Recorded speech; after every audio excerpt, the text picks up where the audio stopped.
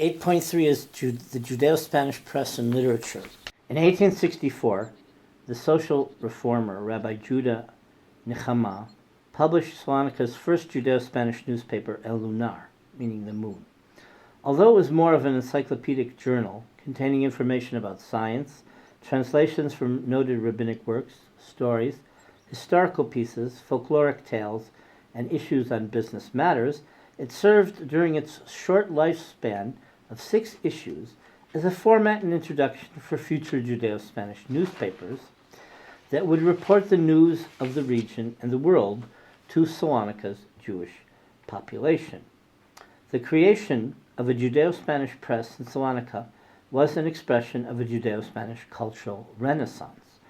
Through Judeo-Spanish newspapers like La Epoca, founded in 1875 by Sadiq Halevi Ashkenazi, not only could the Jews of the city and the region read about the world in their own language, but the local Judeo-Spanish culture began to flourish. There were musicians and Judeo-Spanish theater. Romances and poetry were popularized for the Jewish masses. Salonika became a haven for Judeo-Spanish culture and a beacon to the Sephardim of the Balkans and the entire Mediterranean region.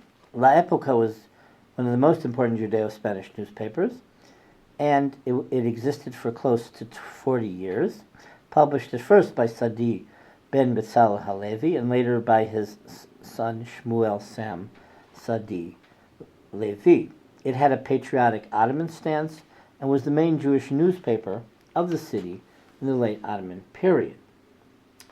La Epoca was important not only as a daily newspaper reporting the news, but it guided its readers in dealing with the problems of the time and attracted them to education and the attainment of knowledge in a clear and open manner, as a first step in regularizing their economic and social situation. Michael Molcho, in Contribución de la Historia de Salonika, noted that the newspaper systematized the Ladino language in the course of time in order to fit the modern European speech and thought of the era. Ashkenazi's student protégés, working under him as a journalist, elevated the level of the newspaper and translated treasures from the wide sources of Western literature, in particular from French and Italian. The language used was one of the first examples of the transition from the embedded literary language of rabbinic works and biblical translations to the modern language of Judeo-Spanish. In La Epoca, endorsed by the industrialist Moïse Alatini and supported by the Alliance Israélite Universelle, Ashkenazi tried to promote propaganda for the progress and reorganization of the community. He also, in 1875, established the French newspaper Journal de Salonique, together with his sons Betzalel David Effendi and Shmuel. Journal de Salonique also was a political newspaper published in 4 languages and which had vowed for an Ottoman constitution, and eventually was banned by the Sultan Abdul Hamid. Hebrew had been the prime language of rabbinic works published in Salonika until about 1880-1890, when it was replaced by Judeo-Spanish secular works. The schools of the Alliance Israélite Universelle, which emphasized instruction in French, contributed greatly to the development of a Spanish jargon, and its literary efforts spread throughout Turkey. Talmud and other religious texts ceased to be the main focus of attention for Salonican Jewry, as throughout Sephardic Jewry, except in Eretz Israel. Here I show you an example of La Epoca, and notice that it's in Rashi typescript. Okay. They also had a literary newspaper, gazette, called La Epoca Literatura. My colleague from Stanford, Aaron Rodriguez, and a student, Sarah Bravia Stein, who's now in charge of Sephardic Studies at UCLA, wrote The Jewish Voice from Ottoman Salonika, the Ladino memoir of Sadi Betzalel Halevi.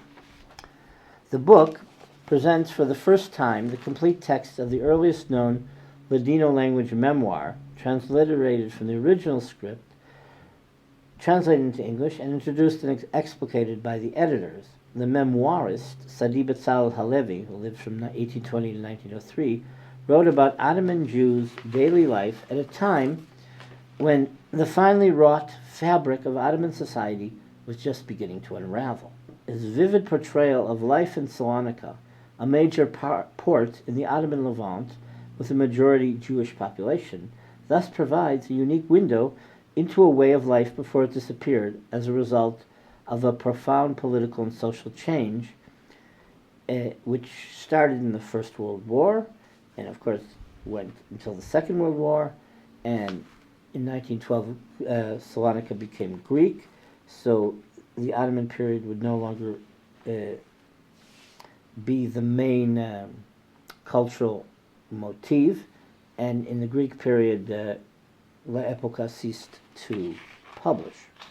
Sadi was a prominent journalist and publisher, one of the most significant creators of modern Sephardic print culture. He was also a rebel who accused the Jewish leadership of Salonika of being corrupt, abusive, and fanatical. That leadership, in turn, excommunicated him from the Jewish community. The experience of excommunication pervades Sadi's memoir, which documents a world that its author was himself actively involved in changing. Here we see, I took one page from the memoir. This is Judeo-Spanish handwritten Salitreo script. It's not the same as the print. It's much harder to decipher, and the letters do not correlate to the Rashi print script in how that in their forms. This is just so you can get an example. This is in Arabic. This is a Hebrew script of this Judeo-Spanish language. Now, the second most important Judeo-Spanish newspaper at the end of the Ottoman period in Salonika was El Avenir. It was nationalist and Zionist. So originally it was censored by Abdul Hamid, and then after the 1908 Young Turk Revolution, it took an open Zionist and political position. Al Avenir was a nationalist and Zionist newspaper, second only to La Epoca. It lasted also just until the beginning of the Greek period at the end of the Ottoman Empire. So it lasted from 1897 to 1913. It was censored originally by the Sultan Abdul Hamid. After the 1908 Young Turk Revolution, it took an open Zionist and political position. It was edited by the activist Zionist David Florentine. And here I mention some other newspapers. El Avenir originally was clandestine until the Young Turk Revolution. And then, as I mentioned, then it showed political Zionist sentiments after 1908. But it was short-lived because in the Greek period, everything changed. There were Zionist newspapers and Judeo-Spanish newspapers in the Greek period, but I would say they didn't have the same central influence. Okay, you had the Zionist newspapers, La Nación, Renacencia Judío, La Esperanza, Pro-Israel. Pro-Israel was in French and in Judeo-Spanish. That fought for Jewish rights at a time where the political regime in Greece wanted to curtail its religious freedom.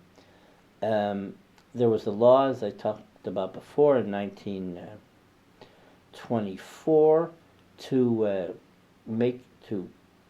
compel the Jews to work on Saturday or give up Sunday as a working day, and Sunday was made as a day of rest. So pro-Israel was very active in trying to change that, influence Venizelos, pressure the Greek government via world Jewry about the Shabbat issue, but it didn't succeed. And a lot of those people already then went to Palestine, or if they didn't go then, they went in the 30s. But the people who were the editors and who wrote in these newspapers, and also who read these newspapers, they had a more acute political understanding. So they were the people who came in the 1930s. Now, some of these Zionist newspapers also had a religious Mizrahi Zionist ideological stand. In terms of numbers, they were a minority. Maybe there were only 200 people. But as I've talked before, in the 30s, so there was that significant wave of over 18,000 Jews who went to Palestine. So these newspapers had an effect. Then the Socialist Workers' Federation, which was primarily Jewish and Judeo-Spanish, had its own newspaper, Avante, which was published on Shabbat, on Saturday. And before that, they had their Journal de Laborador, the Journal of the Worker. So these journals, of course, they were very political. They advocated international socialism. They were anti-Zionist.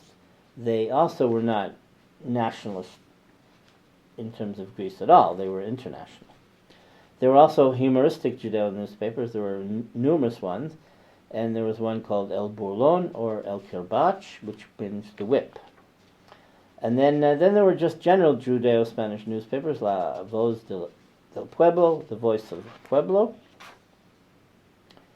In the 1930s, there was La Acción. I'll talk about that briefly in a few minutes.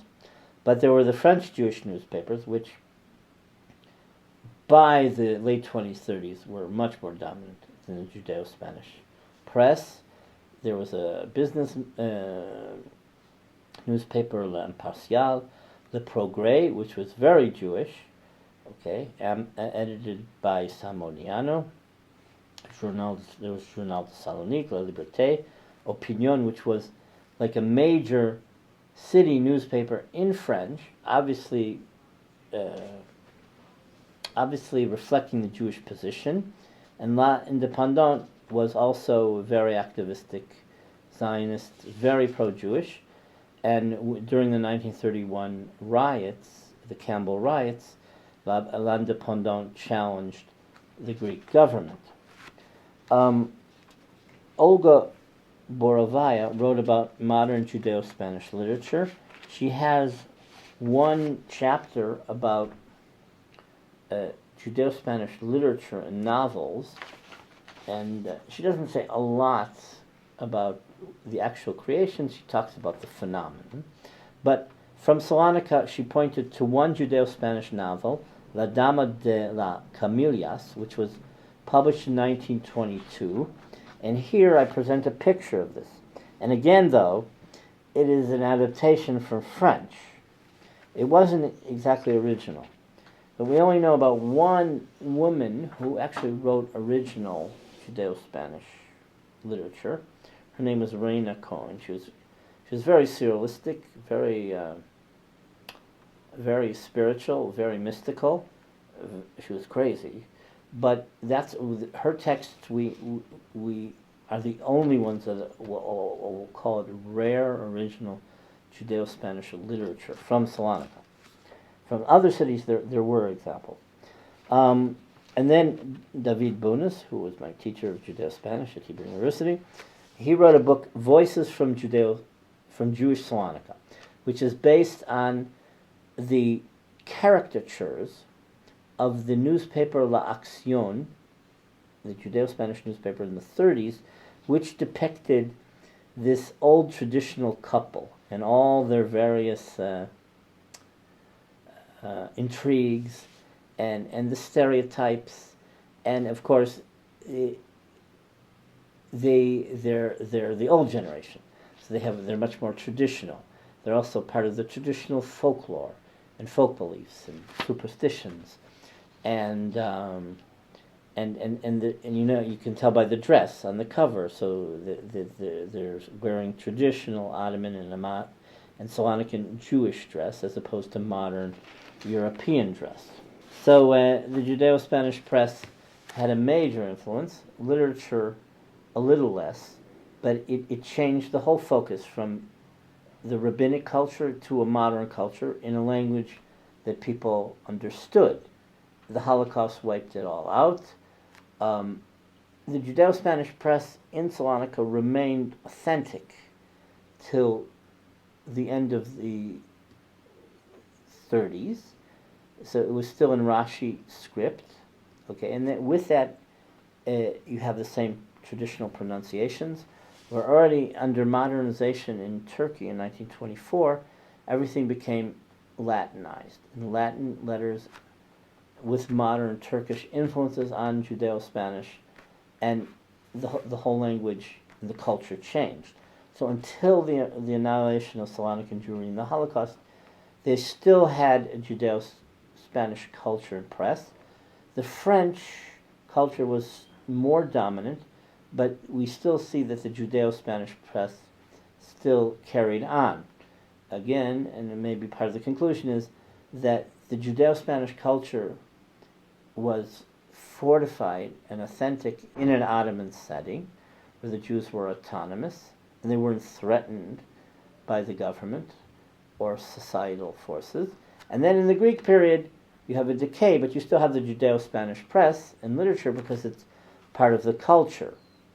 And there are Greek influences on the Judeo-Spanish press, but it's much more vibrant in the Ottoman period, and it's waning in the Greek period because of societal changes and also because of migrations.